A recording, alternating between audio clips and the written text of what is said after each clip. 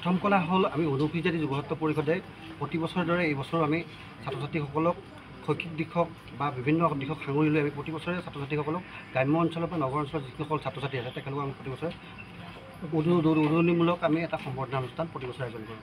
এইবাৰ আমি বাণীকান্ত প্ৰেক্ষাগৃহত আজি দিনজোৰা কাৰ্যসূচী আমি কৃতি ছাত্ৰ ছাত্ৰীসকলৰ সম্বৰ্ধনা অনুষ্ঠান অনুষ্ঠিত হৈছে। ৰাতিপুৱা আমাৰ পতাকা উত্তোলন কাৰ্যসূচী হৈছে, চৰিত্ৰপূৰ্ণ হৈছে আৰু বিশিষ্ট অতিথি হিচাপে আমাৰ ইয়াতে অংশগ্ৰহণ কৰিছে অনুসূচিত জাতি উন্নয়ন পৰিষদৰ চেয়াৰমেন জয়ন্ত দাস ডাঙৰীয়া উপস্থিত আছে। বীৰ লাচিত খানাৰ সন্মানীয় সাংগঠনিক সচিব শৃংখল চলিহা উপস্থিত আছে।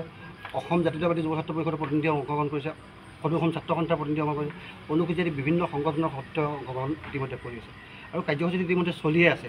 আমি ইয়াতে প্ৰায় অনুসূচিত জাতি প্ৰায় 200ৰো অধিক ছাত্ৰ ছাত্ৰীক আমি সম্বৰ্ধনা অনুষ্ঠানটো অনুষ্ঠিত কৰিছোঁ আৰু এই ছাত্ৰ ছাত্ৰীসকলক কিছু আমাৰ গ্ৰাম্য অঞ্চলৰ দৰিদ্ৰ ৰেখাৰ যি ছাত্ৰ ছাত্ৰী আছে আমি আমাৰ অনুসূচিত যুৱছাত্ৰ পৰিষদৰ ফালৰ পৰা আমি পঢ়ুৱাৰ দায়িত্ব আমি ইতিমধ্যে লোৱাৰ অপৰাধ যি সিদ্ধান্ত সভাই সিদ্ধান্ত গ্ৰহণ কৰা হৈছে। আৰ্থিক দিশত বহু পিছ পৰি থকা বহু ছাত্ৰ ছাত্ৰী আছে। গ্ৰাম্য অঞ্চলত আজি ছাত্ৰ ছাত্ৰীসকলে ডিব্ৰুগড় বা তিনিচুকীয়াৰ পৰা শদিয়াৰ পৰা ছাত্ৰ ছাত্ৰীসকলে অংশগ্ৰহণ কৰিছে, নলবাৰীৰ পৰা ছাত্ৰ ছাত্ৰীসকলে অংশগ্ৰহণ কৰিছে। আজি বহু ছাত্ৰ ছাত্ৰী আহিব নোৱাৰে। আৰ্থিক দিশৰ কিছু দুৰৱস্থা আছে। অনুসূচিত লোকসকলৰ বিশেষকৈ বৰ্তমান সময়খিনিত উন্নয়ন হোৱা নাই।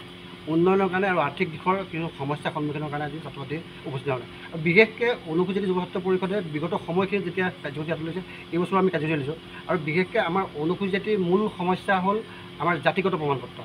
অনুসূচিত জাতিৰ জাতিগত প্ৰমাণপত্ৰ লৈ এচাম অনা অনুসূচিত লোকে অসমৰ বিভিন্ন বিভাগত বিষয়া পদোন্নতি আৰু মানে সংস্থাপন লৈ আছে। আপুনি যদি চাই PWDত চাই, ৱাটাৰ ষ্টেচনত চাই, যদি পাব্লিক হেল্থত চাই, অনা অনুসূচিত লোকে অসমৰ এতিয়া ভৰি পৰি আছে। এই বিষয়টোত অসম চৰকাৰে ৰক্ষণাবেক্ষণ দিয়া এক চিন্তনীয় বিষয় হৈছে বুলি আমি ইতিমধ্যে অৱগত হৈছোঁ।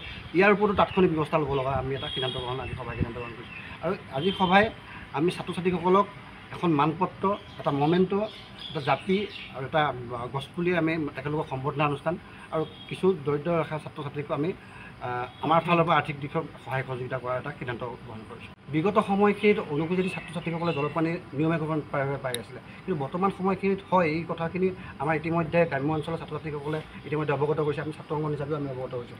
এই বিষয়ত আমি বিভাগীয় মন্ত্ৰীক অৱগত কৰিছোঁ আৰু বিভাগীয় বিষয়াক আমি আমাৰ অভিযোগ উত্থাপন কৰিছোঁ।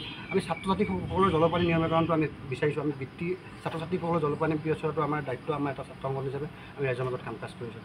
অসম চৰকাৰৰ বহুত বেকলগ পষ্ট আছে যিবিলাকত অনুসূচিত জাতি জনজাতিবিলাকক নিযুক্তি দিয়া হোৱা নাই। আপোনালোকে বিষয়ত কি ক'ব?